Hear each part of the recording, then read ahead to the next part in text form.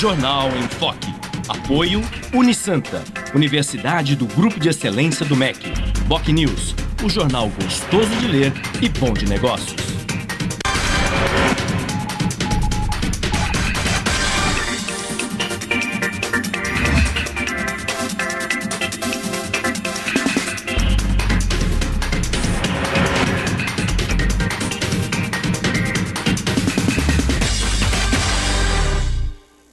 Olá, bom dia. Começa agora uma nova edição do Jornal em Foque. E hoje nós estamos recebendo, com muito prazer, dois candidatos à Assembleia Legislativa do Estado de São Paulo. O deputado estadual Luciano Batista, do PTB, e o médico Marco Boteon, do PSD. Muito bem. E nós vamos, no programa de hoje, dar prosseguimento ao ciclo de entrevistas com os candidatos a deputado da região metropolitana da Baixada Santista, que vão debater temas fundamentais para a comunidade, como saúde, educação, habitação, segurança pública, mobilidade urbana, entre outros temas de evidente, de relevante interesse público. E dessa forma, o Jornal em Foque, o grupo Enfoque de Comunicação, cumpre o compromisso de trazer para todos os telespectadores da Baixada Santista as propostas, projetos e também os compromissos dos candidatos ao Parlamento Estadual e Parlamento Federal da nossa região metropolitana da Baixada Santista. Mas essa entrevista vocês acompanham daqui a pouco, logo após um rápido intervalo comercial. Nós voltamos já com o Jornal em Foque.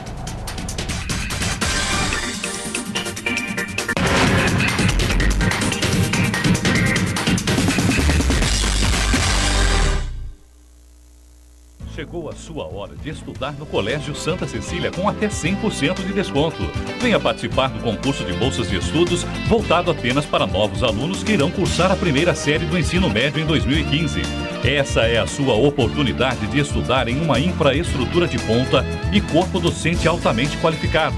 Aproveite! Você vai entender porque nossos alunos têm orgulho de dizer: eu sou do Santa. Inscrições gratuitas até 25 de agosto pelo site www.colégio.unisanta.br. Em novo formato, o site BocNews.com está mais interativo, dinâmico, com conteúdo ampliado e canal próprio de TV na internet.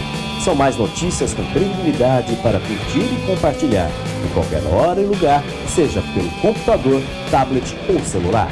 Inclua o BocNews.com na lista dos seus favoritos e tenha ao seu lado a informação indispensável para o dia a dia. Jornal BocNews e BocNews.com. Experiência e inovação para bem informar. Academia Unisanta. Bem-estar, saúde e qualidade de vida. Mais de 80 aparelhos de última geração. Profissionais qualificados para orientar as atividades de modo personalizado. Ambiente agradável com muito conforto para todas as idades. Musculação é na Unisanta. Academia Unisanta. Dê uma força para a sua saúde. Informações 3202-7126.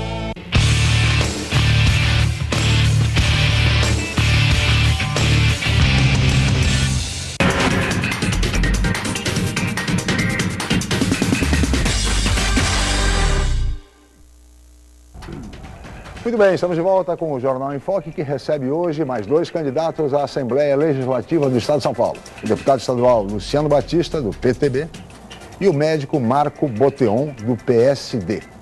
E nós vamos iniciar essa entrevista perguntando a ambos os candidatos por que razão estão disputando essa eleição, evidentemente, e principalmente por que continuar com mais um mandato, tentar mais um mandato junto à Assembleia Legislativa, deputado Luciano Batista. Bom dia, muito obrigado pela sua presença. Bom dia, Chico, bom dia, doutor Boteon, bom dia ao telespectador. Eu que agradeço o convite de participar desse debate. Vamos tentar a reeleição para continuar trabalhando, né? Fundamentalmente para continuar prestando serviço à população do Estado de São Paulo, né? E a intenção é ter uma votação expressiva na nossa região e continuar representando a nossa região lá. Tá certo. Doutor Marco Boteon, bom dia, muito obrigado pela sua presença. Por que, deputado, o senhor quer ser deputado estadual? Bom dia, Chico, bom dia, deputado Luciano, meu amigo. Eu quero ser deputado estadual porque eu já trabalhei em todos os setores da área da saúde durante esses 20 anos de profissão. Já fui médico de SAMU, médico de ambulância, de pronto-socorro, de hospitais.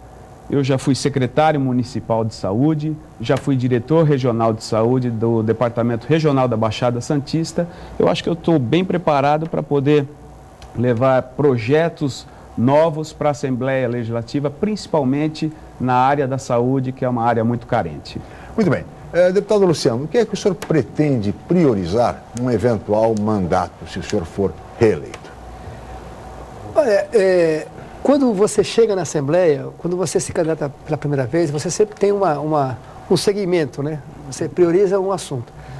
Mas ao entrar na Assembleia, você percebe que o leque de assuntos que você tem para debater do Estado, dos 645 municípios que São Paulo tem, das regiões metropolitanas, eles acabam te levando para diversos temas, né? Eu sempre tive uma ligação muito próxima, muito profunda com o esporte, né? Mas quando você chega lá, inclusive presidi a Comissão Estadual de Esporte e Turismo por 4 anos. Mas aí você chega lá, tem o problema da saúde. Então você começa a fazer emendas para a saúde, a reuniões. Aliás, a secretaria que eu mais me reuni foi da saúde. Então você começa a modelar o teu mandato de acordo com as necessidades. Então, problema de segurança pública, vamos aumentar o efetivo da polícia na Baixada, então você começa a debater esse assunto. Na Vale do Ribeira, você começa a debater esse assunto. Então, é muito difícil, depois que você está dentro da Assembleia, você se prender a um tema. Você, até quando disputa, você fala de um tema, mas quando você chega lá dentro, é um leque que não dá para você ficar preso a um assunto. Então, eu tenho procurado lutar lá pelas questões do Estado, da nossa região. Aqui se fala muito de segurança, de mobilidade urbana, de saúde, de educação. Então, a gente vai se adequando aos problemas que vão surgindo no dia a dia do mandato do deputado, né? Muito bem. Doutor Marco Boteon, o que é que vai caracterizar, marcar um eventual mandato do senhor na Assembleia Legislativa? Eu acho que realmente é a área da saúde, que é o setor que eu mais conheço. É lógico que, como o deputado disse, nós não podemos abrir mão das outras áreas dos outros setores. Por isso que a gente tem que ter uma equipe qualificada, uma equipe técnica para estar nos ajudando, nos apoiando e até mesmo nos mostrando os maiores problemas que nós temos. Sem dúvida nenhuma. Agora, um dos temas que mais preocupa a população, não apenas da nossa cidade, da nossa região, mas certamente de todo o país, e é claro, do Estado de São Paulo, deputado Luciano, doutor Marco Boteon, é a questão da segurança pública. O senhor já fez referência a essa questão. Como é que se pode ter uma segurança mais eficiente no Estado de São Paulo, diante dos altos índices de criminalidade, deputado? O tema da segurança pública, ele é muito profundo, precisaria de um programa só para falar desse assunto, mas, basicamente, eu acho que o governo federal, e aí a Câmara Federal e o Senado, deveriam fazer um esforço concentrado de mudar as leis. Esse é o princípio de tudo, né? Porque a polícia do Estado de São Paulo tem agido diuturnamente, mas todo o sistema que está norteado e a pirâmide de tudo são as leis, e aí você não consegue estancar essa sangria que tem dia a dia. Você diria que o problema está na legislação? Na legislação. O maior problema está na legislação, de você alterar o Código Penal, que é dos anos 40. Nós estamos em 2014. Você não pode, em 2014, ter um Código Penal dos anos 40. A lei tem que ser readaptada, readequada, para que as pessoas entendam que cometer o crime não compensa. Sim. Então, como é que você inibe o crime? Com policiamento ostensivo e extensivo. Está acontecendo isso? Está. Mas é impossível você colocar um policial a cada metro quadrado de uma cidade. Você não consegue. Então, a viatura está na divisa aqui, por exemplo, de Santo São Vicente, o marginal, óbvio, se comunica por rádio, por uma série de coisas. Então, ele vai para 1 quilômetro para cá, 1 quilômetro para lá. Então, o crime, ele se adequou às leis que são de 1940. Então, o Estado de São Paulo é o Estado que mais prende, é a polícia que mais age, é o maior efetivo da Polícia Militar do Brasil. O efetivo da Polícia Militar e da Polícia Civil de São Paulo é maior que o efetivo do Exército Brasileiro. Veja, são 135 mil policiais no Estado de São Paulo.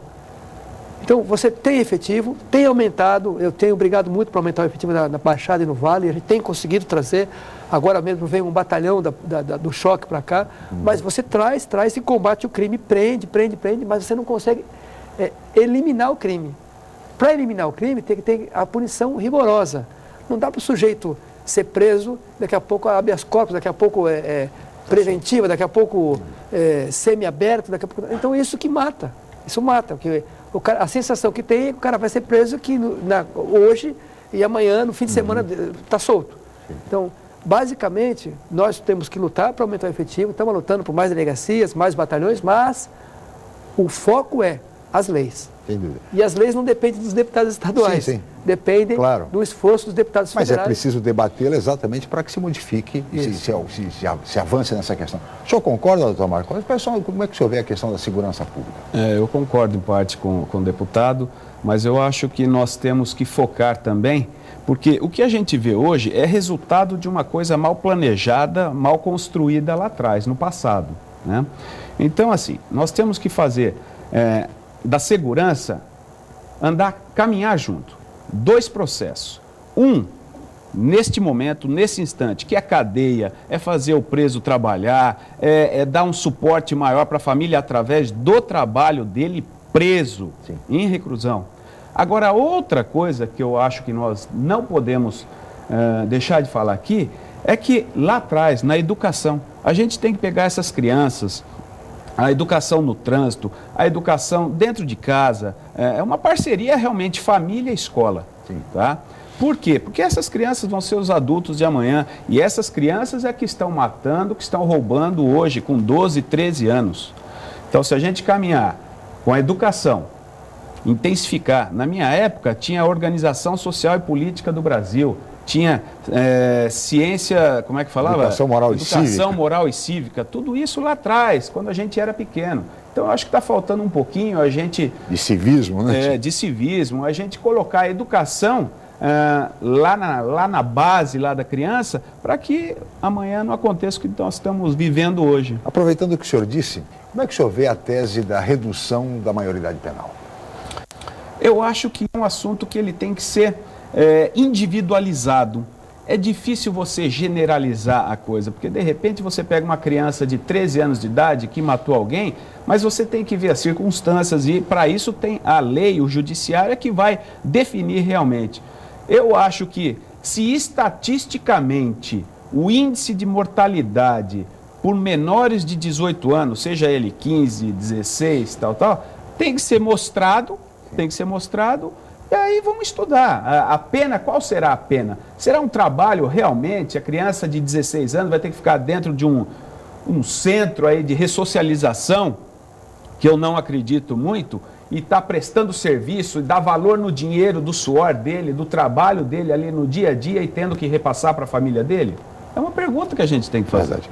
Como é que o senhor vê essa questão, deputado? A redução da maioridade penal. Você está a favor? Então, eu não sou a favor da redução, que vai bater tudo nas leis, né? No sistema penitenciário que está falido. Eu acho que não tem que ter a redução, tem que ter não tem que ter limite. Sim. Ou seja, redução penal para 16 anos, sabe o que vai acontecer? Então nós temos que pensar sempre, fazer o papel do advogado do diabo, né? Vou chamar assim, não gosto de falar isso não, mas se reduzir de 18 para 16 anos, o crime organizado vai começar a buscar nos de 15. Nos de 14. Então vamos reduzir para 14? Vamos reduzir para 14. Aí vamos buscar no de 13. Assim. Então, vai ser uma medida, se é que vai acontecer, que não vai resolver o problema. O que vai resolver o problema é mudar a lei. Olha, o sujeito com 16 anos matou, ele sabe o que está fazendo. Ele não é um menor. Ele não pode chamar um de menor, de uma pessoa necessitada, porque quem mata, quem pega uma arma e atira numa pessoa, sabe que vai matar. Com 16, com 20, com 30, com 15. Então, não tem que ter limite de pena. Eu já sou mais radical nesse ponto. Eu acho que Mas é como nos Estados Unidos, o juiz fixa, desde que haja consciência para o crime, é fixado pelo juiz. E aí cai no outro sistema, que depois das leis, na minha visão, é o sistema penitenciário que é falido. Então, tinha que ter a separação. Cadeia, por exemplo, mas o Luciano está dizendo então que quem cometeu um crime com 16 anos tem que ter preso? Para mim, tem que ser preso. Não tem que ir para a FEBEM, é preso, cadeia. Aí tem que ter a cadeia para os menores de 16 anos, tem que ter a separação. Sim. Você não pode juntar todo mundo num lugar só. Porque se você juntar o cara que cometeu um pequeno delito com os grandes bandidos, você vai criar aí, você está dando munição para que aquele cara que tem recuperação entre aspas, que pode ter recuperação, se junte com um cara que não tem jeito. Porque tem cara que não tem jeito. Não dá pra gente falar, olha, não, o cara foi preso, aquele cara aqui, ele assaltou 20 bancos, matou 30 pessoas, vamos prender que esse cara vai ser ressocializado. Não vai ser ressocializado. Então ele tem que estar separado numa cadeia para aquele tipo de crime. Tudo isso passa pelo quê? Pelas leis. As leis no Brasil vão existir, elas é que norteiam. Se você tem lei, o menor, por que ele atira? Por que ele mata? Porque ele sabe que ele vai para a FEBEM, que não vai acontecer nada. Se ele souber que, olha, se eu matar alguém, eu vou para a cadeia e não tem essa conversa de FEBEM, ele vai pensar 10 vezes antes de atirar. É como um exemplo, eu estou no meu carro, então o cidadão comum está no carro, está dirigindo, o cara vai assaltar. Ele vai assaltar, um cidadão comum. Mas aquele cara ali, ele sabe que tem 3 policiais. Ele vai assaltar? Ele não vai assaltar, porque ele sabe que os 3 policiais provavelmente vão estar os 3 armados, e ele não vai encarar 3 caras armados, então ele vai no carro que tem uma mulher, que tem um menor. Então, é a sensação de que vai acontecer alguma coisa. O cara tem que entender que ele pode ser punido. E no Brasil não tem essa sensação. Acabar com a sensação da impunidade. Exatamente. Que é tão comum ao Brasil. Agora, doutor Marco, você falou na sua intervenção anterior na questão da educação. E essa é uma questão prioritária, evidentemente, em todos os governos, em todos os níveis. Eu costumo dizer que educação não deveria ser prioridade, mas a razão de ser de todo e qualquer governo. Agora, nesse sentido, doutor Marco, como é que se pode almejar uma educação eficiente, produtiva, inclusiva, numa realidade onde a falta de professores é uma constante? Falta de professores de português, de matemática, de história, de física, como acontece, por exemplo, na rede pública. Eu acho que realmente você falou uma palavra interessante, a inclusão, né? É uma cadeia, na verdade, né, Chico? Porque se você não tem professor, por que não tem professor? Será que a remuneração é baixa? Será que falta qualificação, incentivo a esses professores? Porque, assim, eu tenho uma visão, como os americanos, que lá é o seguinte, lá a criança, você oferece tudo para ela. Agora, o esporte... Muitas vezes as crianças nos Estados Unidos, elas recebem uma bolsa pelo fato de estar praticando um esporte. Então, por que a gente consegue fazer o seguinte aqui? A escola integral, né? Que é dito, conversado, isso, aquilo, tal, e que você acaba não identificando as crianças que têm algum potencial ou para esse ou para aquele tipo de atividade física, de esporte mesmo, tá? Então, o que você deveria fazer? Coloca a criança meio período na escola, o outro meio período esporte, e a criança, a família, receber algum tipo de recurso do governo estadual, federal, municipal, tal, para incentivá-lo a estudar, a praticar atividade física e ainda está levando um dinheiro para sua casa, para os seus pais, ao invés de ficar nas esquinas das cidades aí jogando bolinha para cima.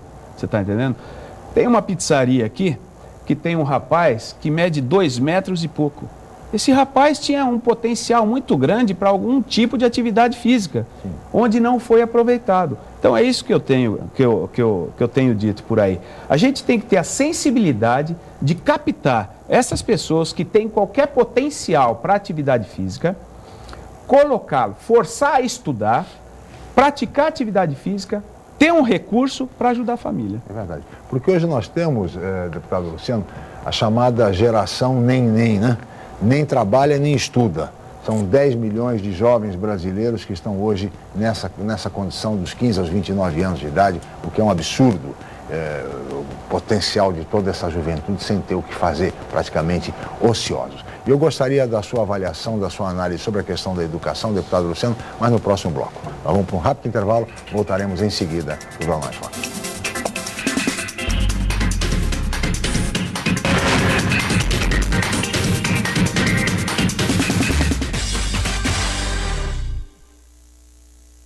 A Unisanta vai realizar o 6º Congresso Brasileiro de Iniciação Científica, o BRIC, criado com o objetivo de despertar vocação na área da pesquisa e estimular a produção científica.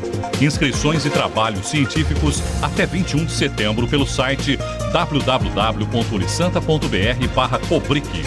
Universidade Santa Cecília. Excelência em educação. Um novo formato, o site bocnews.com está mais interativo, dinâmico, com conteúdo ampliado e canal próprio de TV na internet. São mais notícias com credibilidade para curtir e compartilhar, em qualquer hora e lugar, seja pelo computador, tablet ou celular. Inclua o bocnews.com na lista dos seus favoritos e tenha ao seu lado a informação indispensável para o dia a dia.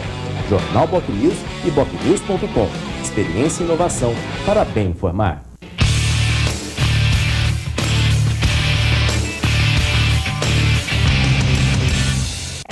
Campeonato Paulista é na Santa Cecília TV. Só aqui você acompanha ao vivo os jogos dessa segunda fase. Neste domingo, Portuguesa Santista e Primavera. Direto do estádio Ulico Mussa, a partir das 10 da manhã. Campeonato Paulista. É emoção do começo ao fim. Exclusivo. Cobertura completa no santaportal.com.br e no Caderno Regional. Realização Federação Paulista de Futebol. Apoio Nita Alimentos. Leve momentos deliciosos para sua casa. Unisanta. Universidade Santa Cecília. Promoção Sistema Santa Cecília de Comunicação.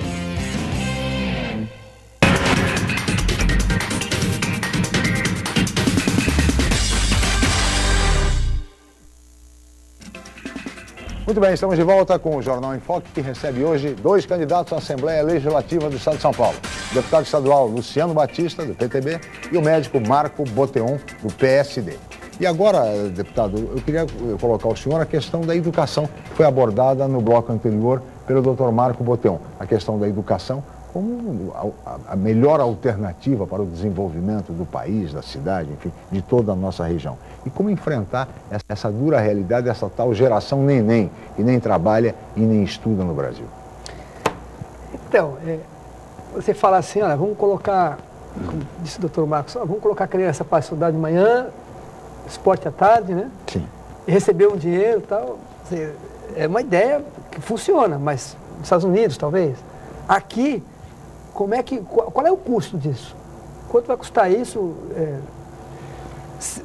Quem vai pagar essa conta? Da onde sai esse recurso? Porque quando você chega lá, né, como você fala em ser prefeito de uma cidade, daqui a pouco você chega lá, você vê um monte de confusão, né? Eu quero fazer isso, mas como faz isso? Da onde sai o recurso? Isso não é possível de ser feito, né? É o ideal, mas não é possível de ser feito aqui, porque você não vai conseguir ter recurso suficiente para bancar esse assunto. Uhum. Mas seria o ideal no futuro, né, de fazer isso no país. Acho que a educação começa, primeiro ponto, em casa. Os pais não podem deixar a responsabilidade só para a escola, porque a escola, ela ajuda a educar, mas em casa, os pais têm que pôr o freio, o limite. E, como se falou aqui agora, que tinha aula de OSPB, e tinha mesmo, OSPB, Organização Social e Política do País, tinha Educação Moral e Cívica, que hoje não tem mais, antigamente também os pais educavam. Né? Então, tipo, limite de horário de ida, de vinda, limite de bebida, não pode beber, vai para onde, tá indo para onde, tá vindo de aonde. Hoje não tem mais isso. Hoje a molecada sai de casa 1h da manhã para ir para balada, assim, é uma loucura isso, né? E aí bebe, o pai não sabe com quem está indo, quem está vindo. Então hoje tem que ter esse ajuda, esse realinhamento das coisas, que começa em casa. Uhum. E a escola complementa. Sim. E aí na escola nós temos um problema dos professores, que falta professores. Por que falta professores? Porque as prefeituras, muito professor afastado, uma quantidade gigantesca de professor afastado. Salários baixos. Aí não tem isso. Aí o professor quer dar aula, é obrigado a dar aula em um monte de escola. Sim. Aí tem uma quantidade grande de professores trabalhando. E outros ficam se afastando por uma série de razões. Hoje, para um professor conseguir um atestado médico, é isso aqui. Estou com depressão, pronto, atestado médico. Atestado médico. Dias e dias. Então você não pode preencher aí, mas é culpa do prefeito. O prefeito não pode colocar 4, 5 titulares na mesma cadeira. Porque aquela cadeira tem um titular. Então o professor se afasta por depressão. Aí põe outro no lugar, que se afasta por depressão, põe outro no lugar. Você não pode efetivar numa cadeira vários profissionais. Sim. Então, o sistema de ensino do país tem que ser mudado com melhores condições de trabalho, e aí passa pela segurança. O professor se afasta porque não tem segurança na escola, porque o aluno ameaça. É complexo, percebe? De fato. Então, a base de tudo é a família. A família tem que ajudar a educar a criança em casa. E aí você vê em todo o sistema. Por isso que a educação tem que ser prioridade. Né? A educação tem que ser prioridade, mas as pessoas também têm que ajudar. Sem dúvida. Porque as escolas tem escolas boas, claro. Escolas estaduais. Eu tenho escola estadual a vida toda. Sem dúvida, eu também. Aí hoje, para passar na faculdade, tem que estudar numa escola particular. Claro, não tem dúvida nenhuma. Tem problemas. Há problemas, sim, que precisam ser enfrentados e resolvidos. É um sistema que tem que ter a participação de todo mundo. Muito bem. Então, Marco. Só para dizer um pouco, completar o que o deputado falou, hoje existe uma inversão. Hoje nós temos um gasto grande com os presos, nos presídios, e dizem que nós temos um gasto na educação e que a gente tem que procurar recurso. Não, na educação nós temos investimento. Então nós temos que inverter isso aqui. Em vez de gastar mais lá na frente nos presídios, vamos começar a puxar um recurso de lá para investir aqui nas escolas, na educação, nesse projeto que eu disse anteriormente. É isso que eu digo. Então a gente tem que começar a inverter. Vai passar por um processo muito grande, porque eu tenho que gastar aqui com o que já existe, o que é realidade, que são os presídios superlotados, isso e aquilo, mas também eu tenho que começar a investir nas escolas para que ocorra essa inversão. A criança estuda um período, treina outro período, receba essa ajuda de custo, esse incentivo, para que ele consiga levar algum dinheiro para sua família e não precisar ficar aí nas esquinas jogando bolinha para cima. Deputado, quer comentar? Não, é o que eu estou falando, isso aí é legal, né? É legal, mas é possível? Sim. Não, é possível fazer. Né? A família tem que falar, olha, você tem que trabalhar. Vai fazer uma prova para entrar no Senai, no Senac. Não dá para ficar achando que o governo vai bancar isso. Não é que eu sou a favor disso. Entendeu? Não vamos polemizar, mas veja, eu morava no Jockey Club. Então, eu fui vender milho na praia, eu fui estudar no Senai, para aprender. Agora, tudo hoje, a gente não pode ficar achando que, assim, esse sistema, põe um garoto para estudar de manhã, de tarde ele faz esporte e aí leva o dinheiro para casa. Como é que vai ser isso? Né? Como eu já disse, quem vai pagar isso? Qual é o custo? Como é que se paga isso? E aí, eu acho que assim, o pai tem que falar, meu filho, você tem que trabalhar, você tem que dar valor ao trabalho, você tem que fazer lá, tentar entrar no campus para aprender como é que é uma profissão. Eu acho que o caminho tem que ser tentar mostrar para ele que ele precisa trabalhar, valorizar o dinheiro que ele vai receber, o primeiro salário que ele vai receber. Vou comprar o primeiro salário, o que eu vou comprar? Vou comprar um celular, né? Vou comprar um celular. Tênis da moda, então, enfim, essas coisas. O sistema de adote, esse é um sistema de adote, que é um Bolsa Família. O adote o atleta, né? Então, esse sistema aí, que o doutor Marcos está falando, lá no Nordeste, por exemplo, você pegar uma pessoa lá e falar assim, olha, vamos trabalhar, não, mas eu já recebo aqui 5 Bolsa Família. Né? Como assim? Cada filho me dá direito a um cartão, se eu trabalhar eu pego os cartões. Aí a pessoa vai trabalhar? No Ceará, em Fortaleza, em Natal, em Pernambuco, não sei onde, Uma coisa é ajuda, o auxílio para que a pessoa possa sobreviver. Esse outra sistema... É assistencialismo. Né? Esse sistema tem que ser bem avaliado, porque eu acho que, como eu disse no começo, o pai e a mãe têm que estimular, têm que mostrar para o filho qual é o caminho certo. O filho, o caminho certo é você estudar, é você trabalhar, você procurar o primeiro emprego, que é o que a gente aprendeu. Eu acho que nós somos dessa geração. Né? Quem tem mais de 40 anos... É realmente absurdo. Como nós temos mais de 40 anos... Bem mais. Mas bem mais. No meu caso. Não, no meu caso. Agora, além de educação, um outro tema que é fundamental, doutor Marco, deputado Luciano, é a questão da saúde, evidentemente. É o maior patrimônio que o cidadão pode ter. É um patrimônio que não se vende, não se empresta. Né? Enfim, é o grande patrimônio. Todos nós temos a obrigação de cuidar bem da saúde, enfim, não apenas nossa, mas dos nossos familiares, enfim. E nesse sentido, doutor Marco, o senhor é médico, já disse que o seu eventual mandato vai se caracterizar por ações com relação à saúde. Quais são os seus compromissos? O que o senhor pretende com relação à saúde? Nossa, hoje o programa vai durar o dia inteiro, porque assim, a saúde é uma área muito específica, abrangente, e que, na verdade, eu tenho algumas propostas, se tudo der certo, a gente conseguir chegar... Qual que o senhor consideraria mais importante? Não tem como separar, porque uma coisa depende da outra, tá? Por exemplo, o transporte sanitário, que a gente está começando a chamar de vai e volta. Hoje, as prefeituras pegam aqueles carros, colocam, enche de gente, leva para cá, leva para lá, na verdade fica sendo uma lotação e não um transporte sanitário, um transporte humanizado. Isso aí é uma coisa bem delicada que a gente pode conversar com calma. Agora, uma coisa que eu acho importantíssima e é onde o Brasil peca muito é a saúde preventiva. Por onde você anda no Brasil, você vê centro de referência em oncologia, centro de referência em saúde da mulher, você não vê centro de referência em saúde preventiva. Como a gente sabe, a maioria das doenças, ou elas são hereditárias, genéticas, ou patologias crônicas que você vê, e aí você identifica aquela família, e aí um membro daquela família pode procurar o centro de referência em saúde preventiva e dizer, olha, meu pai teve câncer, o que eu faço? Tá? Então, uma equipe multidisciplinar que vai estar dentro desses centros, vai começar a investigar desde a parte genética, enfim, investigar esse paciente e fazer um acompanhamento mais de perto. Porque há uma possibilidade dele desenvolver a doença em função da... Exatamente. E a partir daí, se você consegue detectar essa doença no início, porque esse paciente vai estar mais ali do lado, vai estar participando desse centro, o custo desse paciente, se ele vier desenvolver uma patologia, uma doença lá na frente, vai ser muito menor. Detectado preventivamente, com um tratamento preventivo. Esse aí é uma das bandeiras... Um dos temas importantes a ser exatamente debatido.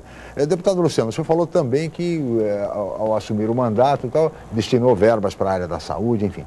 Saúde também é absolutamente prioritário, quer dizer, hoje, evidentemente, em qualquer cidade.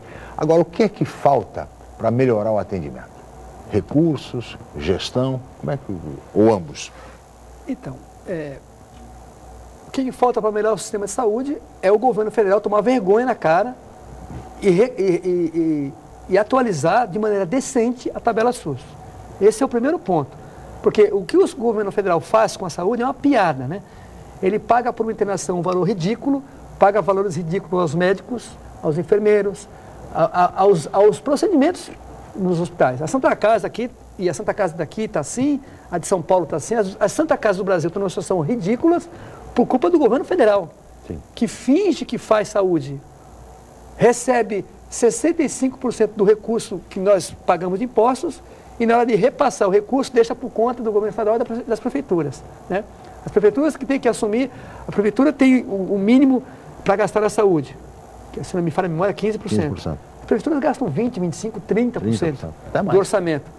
E cadê o governo federal? Mais. O governo federal finge que ajuda, né? Você veja aqui na nossa região, o que tem de equipamento do governo federal na região aqui?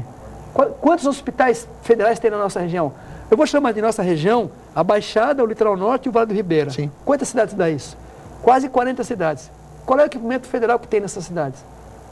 Aí eles falam, não, mas nós estamos ajudando, nós pagamos R$1 e pouco numa internação, eles estão de brincadeira. Então isso, assim, quer fazer saúde séria? A primeira coisa, o governo federal tem que atualizar a tabela SUS. Pelo menos dobrar, porque a Santa Casa de Santos acho que não chega nem a metade, ela não recebe nem a metade do que gasta. Olha, eles pagam por um exame de sangue, acho que R$4, R$5. Como é que pode? A seringa custa isso, meu. Então, o profissional tem um custo para ter o profissional que tira o sangue, tem o laboratório. Muito pouco também, Então, eles brincam com a saúde. Agora, aqui na nossa região, quando eu entrei no meu mandato, assim, o que eu percebi? Que o governo estadual, lá atrás, cometia um erro gravíssimo. Ele centralizava os assuntos de saúde em Santos. E aí obrigava, isso inclusive antes do Dr. Marco ser diretor aqui da RS4, ele obrigava toda a nossa região a se deslocar para Santos. Ou Guilherme Álvaro, ou aqui do lado, aqui no Frete Shop, aqui na AME. Equipamento que não era AME antigamente, tinha outro nome ali. MGA, isso. E aí eu ou seja, a centralização... A centralização em Santos, que isso sufocava Santos e prejudicava toda a população. Foi a primeira discussão que eu tive lá com o secretário de Saúde, que faleceu. Dr. Barradas Filho, né? E foi uma discussão difícil, porque era um sistema que estava enraizado no Estado, era uma filosofia, uma lei. Vai investir na Baixada? Põe em Santos. E aí foi o primeiro embate político que eu tive com ele. Falei, não, fui conversando com ele de maneira super educada, civilizada, ele foi super grosso, que Deus o tenha. Mas ele foi super grosso, é assim, vai ser assim. Aí eu tive que ir no governador, explicar para ele que não era assim, que aqui tinha que ter uma nova visão, e aí nós fomos mudando isso. Como é que foi mudando isso? Demorou. Por exemplo, a primeira briga que eu tive lá com o secretário de saúde, na época o Cláudio França, de São Vicente, e o Eduardo da Lacqua, de Praia Grande, a gente queria levar uma AME para Praia Grande. E ele falou que não ia levar uma para Praia Grande. Nós conseguimos levar uma AME para Praia Grande. Por que tem que levar uma? Por que tem que ter outra AME, além da de Santos? Sim. Porque se você constrói uma AME em Praia Grande, quem mora em Praia Grande, em Mongaguá, Itaém, Peruíbe, não vai vir para Santos. Se essas pessoas não vão se deslocar para Santos, Santos vai ficar mais vazia. Afinal, vivemos numa região metropolitana. Isso. Exatamente. Então, nós começamos, aí deu certo. Nós inauguramos a AME lá de Praia Grande e o governador gostou. E a AME de Praia Grande, hoje, ela tem um volume maior que a de Santos. Essa é a descentralização. Olha que interessante. E aí, só para concluir, Marcos, aí isso aqui acendeu uma luz lá no governador Alckmin. E aí, como deputado, e se Deus permitir, o Marcos vai estar lá também, a gente vai dando as ideias. E o governador, é lógico que ele que é o executor. Sim. Então começou. Então, regionalmente, que hospital que tem? Guilherme Álvaro, vamos fazer um hospital lá para lá, Peruíbe. E não é, olha, eu sou de São Vicente. Não é ser, olha, tem que fazer em São Vicente. Eu não sou vereador, eu sou deputado, eu tenho que olhar por cima. Tem que olhar a região metropolitana então, como um todo, né, deputado? Começamos a brigar para fazer um hospital em Itaém. Claro. E está sendo construído o hospital Itaém, tá lá, 6 andares, e é um belo 214 ou 215 leitos, UTI. O que vai acontecer com esse hospital pronto? Com 6 andares, ele ponto em cima, você vai ter mais vagas, mais leitos. As pessoas que moram para lá não vão para cá. Sim. Então na verdade, quando você faz um hospital em Itaém, quando você torna o hospital de registro como referência, como centro de referência, você está beneficiando o Santos. Sem dúvida, está descentralizando e beneficiando. Entendeu? Eu gostaria que o Dr. Marco falasse mais sobre saúde, mas no próximo bloco, Dr. Marco. Nós vamos para um rápido intervalo, voltaremos em seguida para o Jornal em Foque.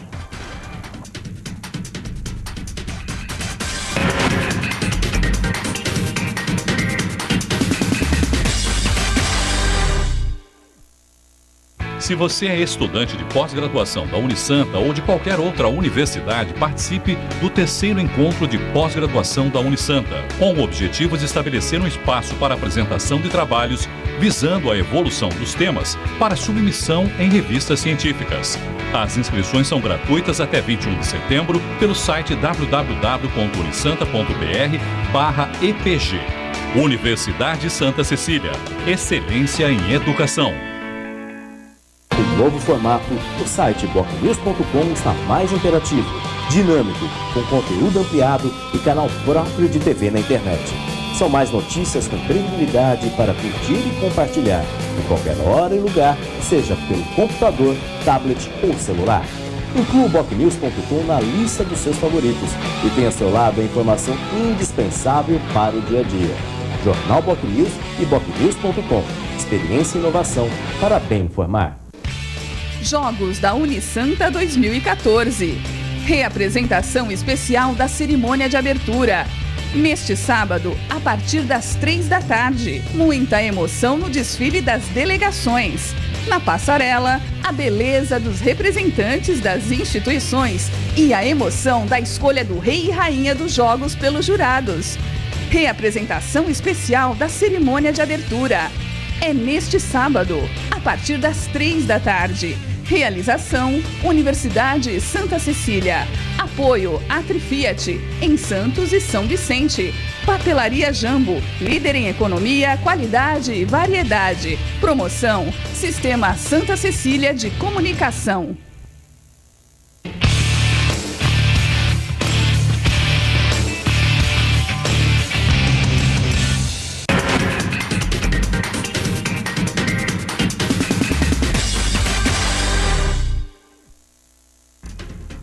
Muito bem, estamos de volta com o Jornal em Foque, recebendo hoje 2 candidatos à Assembleia Legislativa do Estado de São Paulo. O deputado estadual Luciano Batista, do PTB, e o médico Marco Boteon, do PSD, que vai falar agora sobre essa questão da saúde do ponto de vista metropolitano, doutor Marco.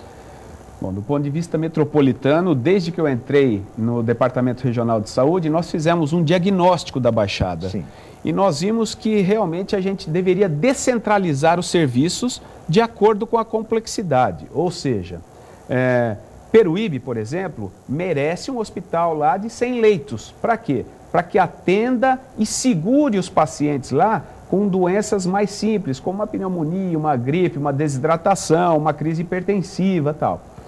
Já em Itanhaém, um hospital que existia lá, um hospital regional, um hospital do estado, ele tinha 74 leitos.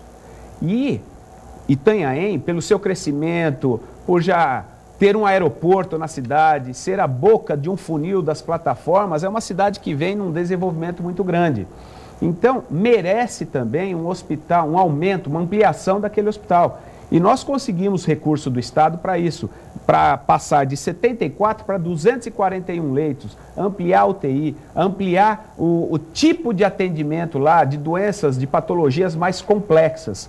Fizemos isso também aqui em Santos, conseguindo recurso para a reativação do Hospital dos Estivadores. O governo do Estado liberou 25 milhões para que reformasse e ampliasse o Hospital dos Estivadores. Guarujá, a mesma coisa, fizemos a maternidade Ana Parteira, que o Estado conseguiu, nós conseguimos colocar o Hospital Emílio Ribas II, que é um hospital de doenças infecto-contagiosas, no Guarujá, que é muito importante para toda a Baixada Santista. E com isso nós alocamos a maternidade Ana Parteira para dentro do Hospital Santo Amaro, que é o local onde está a maioria dos médicos, obstetras e pediatras. E também conseguimos recurso lá para o Hospital de Bertioga para fazer a ampliação. Com isso, Chico e deputado, o que nós fizemos? Nós estamos tentando segurar os munícipes de cada município nas doenças de baixa complexidade, doenças mais simples, e no seu município. E deixar Santos, sim, que é o grande complexo, para patologias, para casos mais graves. É isso que nós fizemos. De alta complexidade. De alta complexidade. E São Vicente, deputado? Não, então, só para pegar um gancho aqui, havia antes, no passado, quando eu assumi o mandato, uma mania, um costume, uma lei, não sei de quem, de que tudo tinha que ser feito aqui em Santos. Tudo, centralização tudo em Santos. E aí se reclamava, aí o prefeito de Santos reclamava assim, os prefeitos estão mandando aqui os pacientes, mas os prefeitos não falavam que estão mandando os pacientes para o equipamento do Estado. O equipamento está localizado em Santos, mas é um equipamento para atender o sistema de saúde como um todo, sim, não para uma cidade. E aí foi a primeira grande tarefa de quebrar essa mania, né? Não foi fácil, porque era uma coisa que estava dentro da cabeça das pessoas lá que comandavam a saúde, entrava secretário, saía secretário, mas a teoria era a mesma. E aí o primeiro embate foi com o secretário de saúde Barradas, que faleceu, mas que foi difícil, né? Que Deus o tenha, mas foi difícil convencer ele, não foi possível convencê-lo disso. Eu tive que dar a volta e convencer o governador. E a partir do convencimento do governador, que a primeira grande luta, o primeiro grande embate, foi levar uma AME para fora de Santos. E nós conseguimos duas na época, uma para Praia Grande e uma para São Vicente, mas lamentavelmente... A AME é um ambulatório de especialidades. Isso. Atendimento médico de especialidades, que todo mundo conhece, né? Quase todo mundo já usou o serviço da AME, né? É um serviço excepcional, um serviço com quase 100% de aprovação da população, uma coisa fantástica. É um dos melhores equipamentos que o Estado tem. Sim. E aí conseguimos lá uma AME para Praia Grande e uma para São Vicente. Lamentavelmente, São Vicente abriu mão da sua AME, oficialmente, por escrito, isso por escrito. São Vicente, no governo passado, abriu mão de ter uma AME no Rio Branco. Isso é uma realidade. Mas Praia Grande topou, o secretário na época era o Eduardo Dalacqua, inaugurou a AME. Hoje a AME de Praia Grande tem um movimento igual ou maior que o de Santos. E atende a população de São Vicente. Atende São Vicente, atende Mongaguá, e aí melhorou Santos. Sim. Porque as pessoas de lá não vêm mais na AME daqui. Então, isso deu uma nova cara ao negócio. E aí mudou tudo, e hoje se tem esses investimentos todos, né? Então você tem hoje, imagina, o Emílio Ribas II, onde é que está? Está no Guarujá, tratando gente da Baixada. Sim. Não é tratando gente da Pérola do Atlântico, é tratando gente da Baixada. Você tem a Ana Parteira, que foi reaberto, um investimento de quase 15 milhões de reais. Um investimento considerável. Então, você descentralizou a saúde na Baixada, que é o que o Dr. Marcos falou. Então, lá, o Hospital de Itanhaém, 60 milhões o custo, o Estado está bancando. Então, um hospital regional ótimo, só tínhamos o Guilherme Álvaro, agora vamos ter mais um lá. Em registro, também, o hospital de registro está sendo feito com outras especialidades, como centros de especialidades. Ótimo, é outra DRS, eu não lembro, acho que é DRS 6, lá, se não me engano. Acho que é 6, não é isso? Não é. Acho que é DRS 6, aqui é DRS 4, acho que lá é 6. Então, nós conseguimos estimular no Estado. Agora, o grande problema da saúde, SUS. A tabela SUS é ridícula, ela tem que ser revista. E aí não depende do governo estadual, é o governo federal. Mas falando em governo federal, deputado, tem a proposta também de fazer o Hospital Regional de São Vicente. Tem. É ótima proposta. O Hospital Regional em São Vicente, todo mundo topa, o Estado, o governo federal está falando em pagar metade. Mas nós temos um negócio em São Vicente, nós temos um equipamento, e aí eu sou a favor do Hospital Regional. Mas nós temos um equipamento em São Vicente que poderia servir, que é o Hospital São José. Claro. Que tem lá pronto. Você faz pequena, porque você tem um leito lá, você tem uma ala com 150 leitos, parada lá, ala D, ala E. E, será que não valia a pena mexer ali? Pois é, doutor Marco, não valeria a pena investir no Hospital São José? Eu, na época do Hospital Regional, eu tive uma conversa com o engenheiro responsável da Secretaria de Estado e ele falou que, na maioria das vezes, as reformas e as adequações de acordo com a RDC, que são as leis que normatizam, né, as ferramentas da área da saúde, ele falou que muitas vezes sai muito mais barato e mais rápido a construção, porque praticamente já vem tudo pronto, sabe? É essa parede aqui já passa a tubulação do oxigênio, coisa que essas instituições, esses hospitais são muito antigos, construções antigas, então tem toda a parte de fiação, hidráulica, tudo tal. Essa foi a informação que nós tivemos, né? Mas eu acho que tem que se estudar. Como é dinheiro público, fazer a conta. Quanto é que fica para fazer a reforma do Hospital São José? Quanto é que fica para construir o hospital novo? Então, tudo é dinheiro público. Temos que sentar, fazer as contas e ver qual é a melhor opção. Olha, é simples. O hospital de Itanhaém está custando 60 milhões. Para fazer, são 241 leitos com os leitos da UTI, né? Isso. São 200 e pouquinho leitos e tem mais a UTI, né? Semi-UTI, acho que dá 241 leitos no total. O São José, 2 alas, já dá mais que isso. Veja, o São José é um hospital antigo, tem quase 100 anos, 94 anos, se não me engano, 96, uma coisa assim. Eu apostaria no São José. Com tudo que pese, que lógico que é difícil uma reforma, mas o São José não está caindo aos pedaços. Sim, é uma referência, ele já é um hospital. Ele tem lá as alas fechadas, mas já tinha lá uma estrutura pronta. Então, a reforma, como eu falei agora há pouco, a reforma do centro cirúrgico, que é o segundo maior da Baixada, custou, a primeira etapa, que foi a mais grossa, R$500 mil. Uma emenda parlamentar minha. Veja, o tapa final, e olha, a reforma, a reforma é tudo de primeira.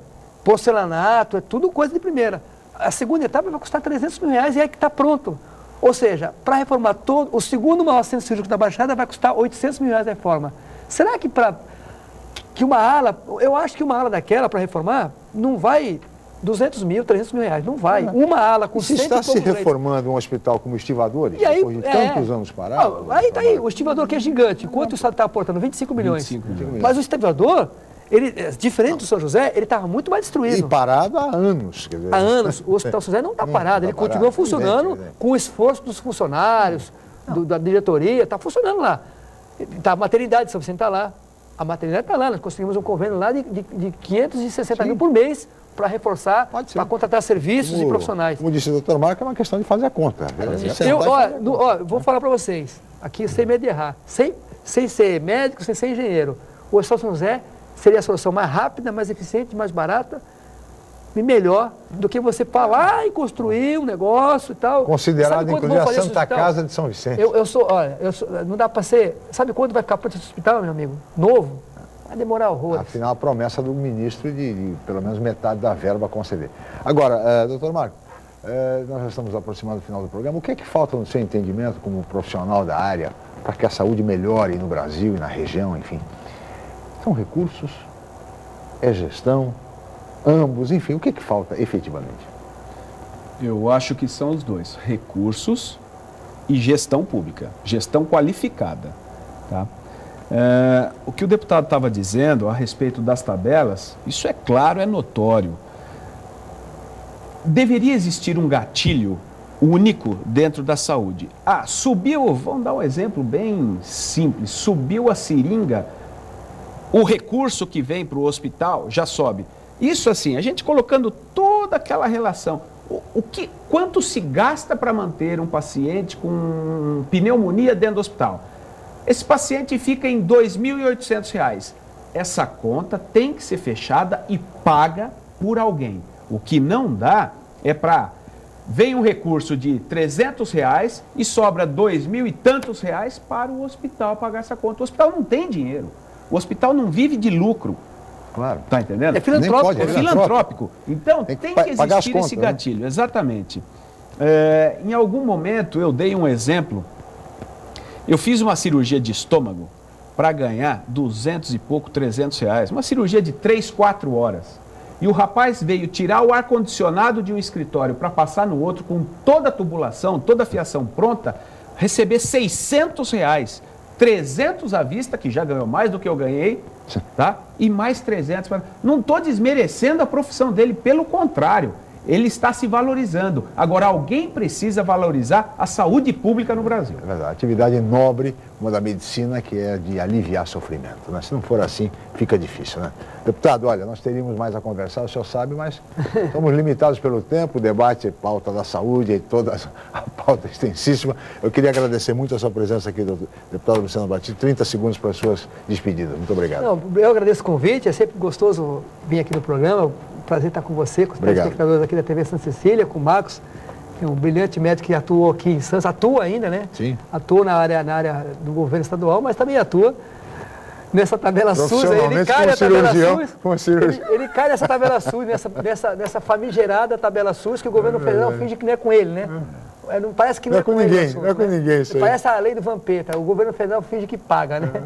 Ainda bem que os médicos não fingem, não né? fingem que trabalham. Os médicos estão se sacrificando, os enfermeiros, todo mundo se sacrificando. E que são os que pagam a conta aqui, que a população acaba ficando aborrecida. Exatamente. E, na verdade, tem que ficar aborrecida com o governo federal. Muito bem. Então, obrigado, Luciano. Eu agradeço o convite e um abraço a todos. Obrigado, deputado Luciano Batista. Obrigado, doutor Marco Boteon, pela presença. Eu que agradeço a oportunidade, Chico, deputado Luciano Batista, meu amigo já de muito tempo, que a gente luta pela saúde aí e tal. Claro. E aos seus telespectadores aí, pela oportunidade de a gente poder colocar algumas ideias relativos à área da saúde. Muito bem, e assim recebemos o deputado Luciano Batista, do PTB, e o médico Marco Boteon, do PSD, ambos candidatos à Assembleia Legislativa do Estado de São Paulo. Eu gostaria de agradecer muito a atenção dos nossos telespectadores, a audiência e o carinho, e amanhã nós estaremos de volta em mais uma edição do Jornal em Foque. Mais uma vez, meu muito obrigado e até amanhã.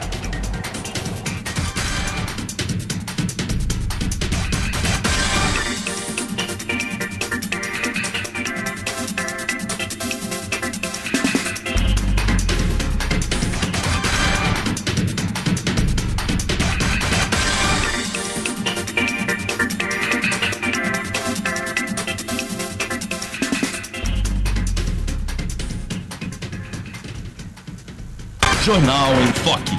Apoio Unisanta, Universidade do Grupo de Excelência do MEC. Boc News, o jornal gostoso de ler e bom de negócios.